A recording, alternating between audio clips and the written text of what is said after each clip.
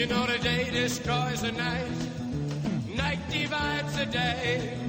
Try to run, try to hide, break on through to the other side. Break on through to the other side. Break on through to the other side, yeah.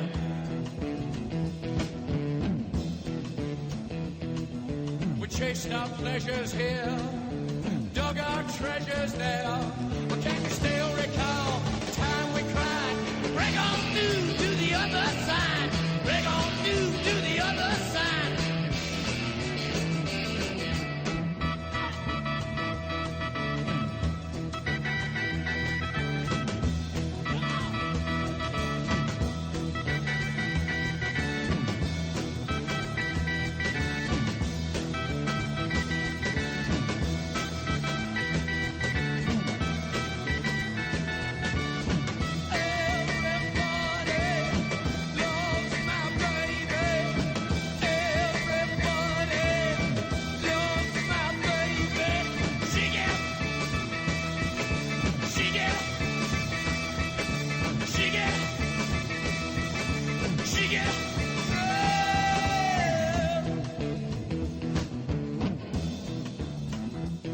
I found an island in your arms, country in your eyes. Arms are changes, eyes are lined. Break on through to the other side. Break on through to the other side. Break on through, oh, oh yeah!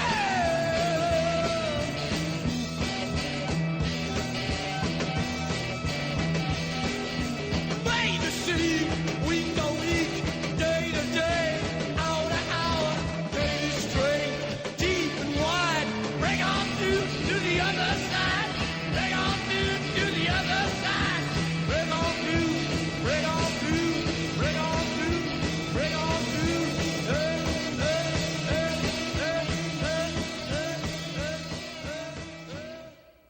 Now, some critics have called this the quintessential Doors song because, number one, it was written by Jim Morrison, plus the hard rock beat and the way Ray plays the organ. And by the way, he's also playing the bass. The Doors do not have a bass player, so Ray played bass with a keyboard bass on top of his other instrument. So he was playing bass with the left hand and the organ or piano with the right hand. But anyway, this song is sort of defining the Doors, and it's saying break on through, meaning achieve liberation and transcendence and go beyond ordinary reality. And it's beyond the physical, the material, arms that chain, eyes that lie. Now the last line, he goes, the gate is straight, deep and wide, break on through to the other side, may be a reference to Matthew 17, where Matthew says, straight is the gate that leadeth unto life, and don't take the path, the wide and broad path that leads to destruction. Now, Morrison used straight, S-T-R-A-I-G-H-T, as opposed to straight meaning narrow, S-T-R-A-I-T. But whether he had that in mind or not is not that important.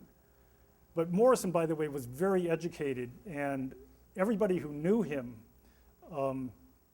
pretty much acknowledged that. He had a game that he used to play. He had a stack full of books, actually a wall full of books, and he would invite people into his apartment and say, pick out any book and read something out of it. I'll tell you what chapter, what book. And according to Danny Sugarman, who wrote that other thing, Jim Morrison, had for what this is worth, had an IQ, of 141. So, Light My Fire, that was the biggest Doors hit. Spent 3 weeks at number 1, and it was written by Robbie Krieger, as well as some of the other big hits that I mentioned.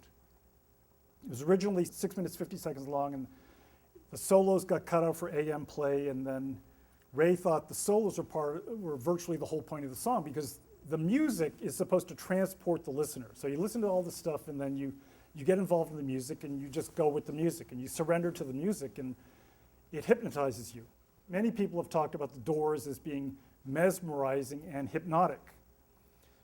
The last bullet is about the Ed Sullivan Show. They went on the Ed Sullivan Show, and the producer said you can't use the word higher, girl, we couldn't get much higher, in the song live because it's not allowed by the censors.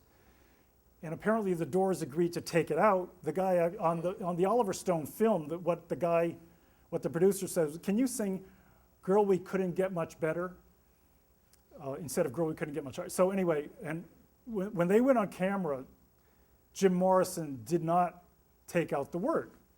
And he sang "Girl, We Couldn't Get Much Higher." And the Ed Sullivan people were absolutely furious. And in the Oliver Stone movie, this is just an example of how he exaggerates things. He has Val Kilmer, who is portraying Jim Morrison, going, "Girl, we couldn't get much higher." And, and then he has Jim dancing and gyrating and basically getting a screenshot of his pelvis gyrating, which never happened. Jim Morrison saying, "Girl, we couldn't get much higher." And then he, went on and sang the song.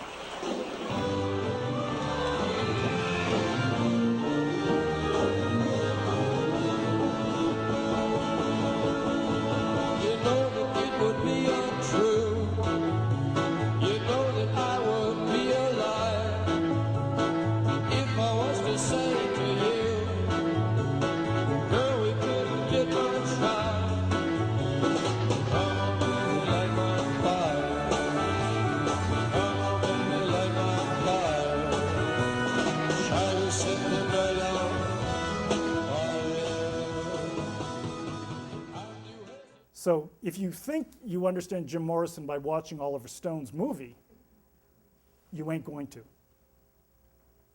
Now, we're going to get into the other songs. The End, I said that was the most important song. Now let's look at what some of the big rock critics have said. Now Dave Marsh, let's just call him a big gun. Everybody I put up here is a big gun. A mistaken plunge into pomposity, the ultimate confusion of dementia praecox and profundity. We're going to be talking about it in a minute. And just prepare yourself in case you agree with Dave Marsh. It's the ultimate confusion of dementia praecox and profundity. I've asked people, what is dementia praecox anyway? Okay, Robert Christgau, who you can hear him on NPR now, he considers himself the dean of American rock critics. He says it is tedious stuff and nebulousness passing for profundity. And he did a little review years later about the first album, said, "I admit that some of the tunes retain considerable nostalgic appeal, but there's no way I can get around that Jim Morrison sounds like an asshole." So here we have a critic from NPR who wrote for the Village Voices. I mean, he's well known as the dean of American rock critics. He don't know this song, okay? Here's some more. Singularly simple, over-elaborated, psychedelic non sequiturs and fallacies. Pete Johnson. Always thought the end was but a joke. Lester Bangs. The group's reductio ad absurdum poetry could usually be disguised by invigorating and not very convincing emotion. So obviously these people just, this poem is ridiculous. That's what they're saying. Jim Morrison demands a lot of the listener if you're really going to get into the music and the lyrics. Now, in order to really understand this song, you need to know something about Sophocles and Greek tragedy, the festival of Dionysus, the myth of the hero, Freud and the Oedipus complex, because Morrison is setting forth a post and anti-Freudian vision. And we're going to talk about that in a minute. You also need to know something about Eric Newman's book called The Origins and History of Consciousness. Jim Morrison actually threw this book at somebody in an episode that was talked about in No One Here Gets Out Alive. So we know he had this book. But even if he didn't have this book, there's a whole section in here which really explains a lot of the sequences and mythology going on in the end that we're going to look at in a second. Now this image here is the Ouroboros, which is the snake. And in one version of this book, The Origins and History of Consciousness, they showed a snake biting itself on the cover, because the snake is a very well-known symbol in mythology and culture from time immemorial. So we're going to look at this excerpt. There's danger on the edge of town, ride the King's Highway, weird scenes inside the gold mine, ride the highway west. Okay, ride the snake to the lake. The West is the best, the West is the best, get here and we'll do the rest. So we're going to look at the poems. The blue bus is calling us, driver, where are you taking us? And then the killer wrote before dawn, he put his boots on. Took a face from the ancient gallery, walked on down the hall, came to a door, looked inside. Father, yes, son, I want to kill you. Mother, I want to. And he starts screaming. Now, you may have heard this song, and you may have heard about this notoriety, this Oedipal complex, and a lot of critics say, oh, this is Jim Morrison's Oedipal complex coming out, and he wants to be a bad boy, so he's violating our taboos. Now, this is only part of the song, but it's the most important part. There's danger on the edge of town. So Morrison is saying, go confront the danger. Ride the King's Highway. And you get to this weird scenes inside the gold mine. So go west to the lake, and there's a snake that's 7 miles long. Go to the west. Now, in mythology, the west represents someplace that the myth of the hero goes west and confronts the dragon, the danger, in order to be reborn in the east. There's a whole section in Newman's book and other books on mythology about going west. So when people read this, they say, oh, the west means California. That's ridiculous, okay?